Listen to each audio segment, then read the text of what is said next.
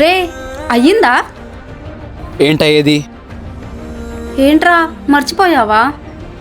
ఓ, ఆ లెటర్ గురించా? అదే నా లవర్కి నువ్వు రాయబోయే లెటర్. లెటర్ రాయడం కష్టం, నాకు అంత ఫీల్ రావడం లేదు. సడన్గా ఎక్స్ప్రెషన్ మారిపోయింది ఏంటి? సర్లే ఏదో ఒకటి చెప్పేద్దాం. సరే సరే విను చెప్తా. వెయిట్ నా బ్రెయిన్లో సేవ్ చేసుకుంటా. నిన్ను చూడగానే ప్రేమలో పడిపోయాను. నా చుట్టూ 100 మంది ఉన్నా నా మనసు మాత్రం నిన్నే వెతుకుతూ ఉంటుంది. బహుశా ఇదేనేమో ప్రేమ అనే పదానికి నిజమైన అర్థం. నా మనసులో నువ్వు తప్ప వేరే అమ్మాయిని చూడను, తలుచుకోలేను. ఎలా ఉంది?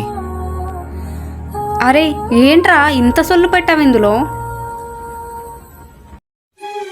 ఏదో ఫార్మాలిటీకి చెప్తున్నట్టుంది.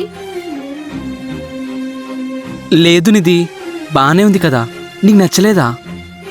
ఇప్పుడు నచ్చే విధంగా ఎలా రాయాలి దేవుడా? ఇప్పుడు ఏం చేద్దాం? ఒక పని చెయ్యి.